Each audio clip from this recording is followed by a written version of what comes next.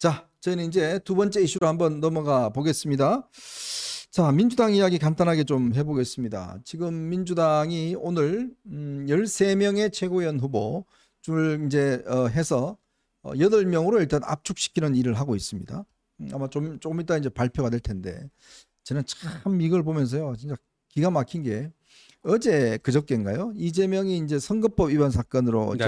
이 서울중앙지검에 지법에 출두를 하는데 네, 그랬죠. 거기 누가 써 있냐? 민영배가 써 있더라고요. 오. 그러면서 민영배가 지금 최고위원 출마했잖아요. 음. 그러니까 그것도 한 컷 잡으려고 또 악수하고 예? 그런 하고 내 마음의 이재명 무슨 뭐 광고 찍는 것도 아니고 예? 무슨 그 마음에 배가 봤다고.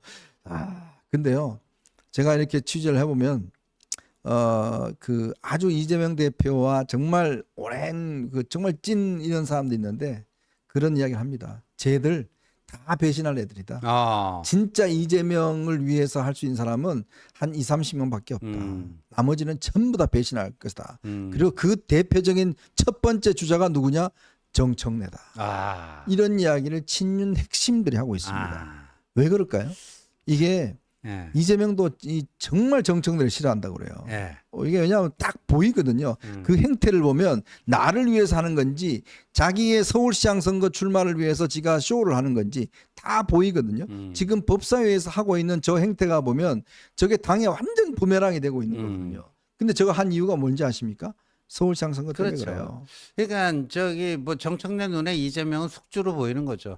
내 저 숙주에 들러붙어 갖고 내 몸집도 저 키우고 거기서 뭐 빨아먹을 것도 빨아먹고 그래갖고 내 갈 길 가자 뭐 이런 건데 지금 뭐 그렇게 따지면 이 더불어민주당이요 좀 자생적이고 자립적인 국회의원이 거의 몇 명이나 될까요? 네. 거의 뭐 이재명의 기대기직 이재명의 기대서 이재명과의 관계 속에서 어떻게 해보려는 사람이 거의 뭐 지금 민주당 의원들의 그 뭐 한 8화를 한 7, 80%는 그렇게 되는 거 아니에요? 저는 참 우려되는 게 저러다가 이재명 꼬꾸라지면 그때 어떻게 하겠다는 이야기예요? 그러니까요. 그때는 어떻게 뭐 서로 그냥 물어뜯나요? 예.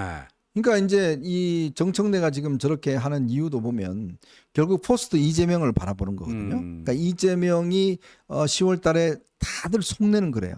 다 유죄 나올 걸 알아요. 알면서도 저렇게 하는 거예요. 그 이유는 뭐냐면 이재명이라는 사람이 가지고 있는 저 지지층을 내가 어떻게 먹을 수 있을 것인가. 저 주식을 내가 어떻게 먹을 수 있을까. 요 생각을 하는 거예요. 그러다 보니까 지금 이재명에 대해서 겉으로 저렇게 세게 한 이유가 그러면 이재명이 날아가면 그러면 정청래 니밖에 없네. 이제 저렇게 해서 이제 몰아가려고 하는 거거든요. 그렇죠. 그러니까 정청래가 지금 탄핵적 국면, 그다음에 이제 이번에 법사위에서 원래 임명했던 지금 변호사들 다 자르고 지금 다시 지가 이제 뭐 임명한 사람 하겠다는 거 아니겠습니까? 네. 그 이유도 똑같은 이유입니다. 근데 국민들이 보시기에는 저렇게 하면 그 명분이 없잖아요. 그렇죠. 예를 들어 청문회 나가려고 그래도 청문회 나갈 명분을 오히려 더 상실시켜 준 거고. 그럼요. 지금요, 이제 이 정청래가 법사위에 있는 지금 그 여당 간사 선출하지 않아요. 그렇죠. 왜냐? 간사를 선출하게 되면 네. 간사 간의 협의를 거쳐서 운영하게 돼 있습니다. 의사 일정 협의를 해야 되니까. 합의를 해야 돼요. 근데 간사가 없으면 다수결로 할 수가 있거든요.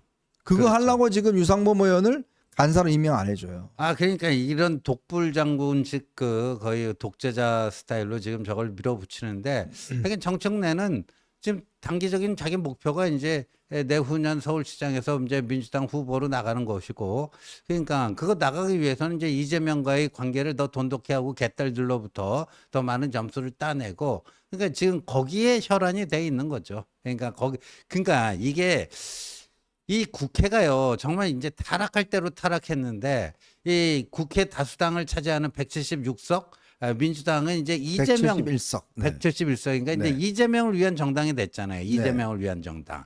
그러니까 이 입법 권력을 이재명의 안위와 이재명의 훗날을 위해서 쓰는 이런 게 돼버린 거고, 정청래 같은 경우에는 자기 법사위원장 자질을 서울시장 뭐 교두보로 삼는 거죠. 교두보로 삼고 그 사실상 선거 운동하는 거 아니에요? 네. 하여튼 뭐 민주당 지지층만 확실하게 가져가면 된다 뭐 이런 건데 또 당에서 최근에 보니까 욕을 엄청 먹고 있는 게 김용민 의원이에요. 김용민. 김용민. 남양주예요? 네, 남양주. 철험의 출신이요? 네, 철험의 광경파 아닙니까? 네. 얘가 왜냐하면 얘가 이번에 그 4명의 검사들에 대한 탄핵을 얘가 만들었거든요.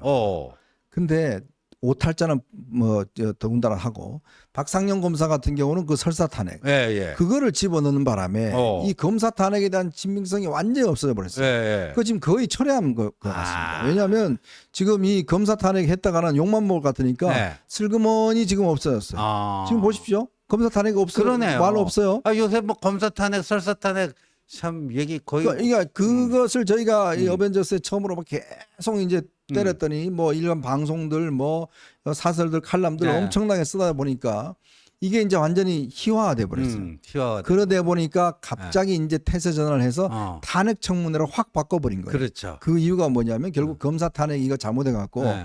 그래 당내에서도 이거 하면 안 된다 이거 지금.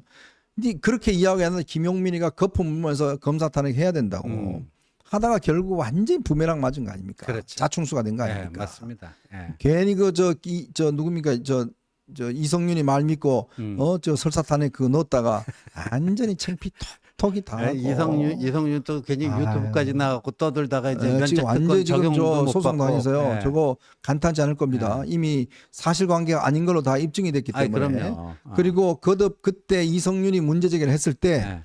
박상영 검사가 카카오톡하고 이메일을 보냈대요. 예. 의원님 이거 사실 아닙니다. 그런데도 불구하고 그렇게 했대요. 그러면 그렇게 되면 죄질이 굉장히 안 좋죠. 사실이 아닌 것을 알면서도. 알고도 했다는 거는 명예회복의 이제 명예훼손의 명백한 위법이 되는 거거든요. 그 제가요 18대 국회 때 그 행정안전위에서 어떤 걸 봤냐면요, 그 경찰청장 출신인데 갑자기 이름이 이무 글자가 이무영인가? 이무영 예. 예 경찰청장 네네. 출신인데 네. 그분이 전북에서 장영달 있잖아요. 맞습니다. 장영달하고 장영달은 민주당 후보고 맞아요. 이무영 후보는 무소속 후보인데 네. 그 장영달을 꺾고 국회에 들어와서 행정안전위로 들어왔는데 네. 그분이 장영달에 대한 허위사실 유포 맞아요. 명예훼손으로 배지가 날라갖고 어느 날 없어 안 보이시더라고요. 네. 근데 이분이 뭐냐면 라디오 인터뷰 나가갖고요. 장영달이 국가보안법 그 위반으로 감옥 갔다 온 적 있잖아요. 네네네. 그 얘기를 하는 과정에서 국가보안법을 어떻게 어겼는가.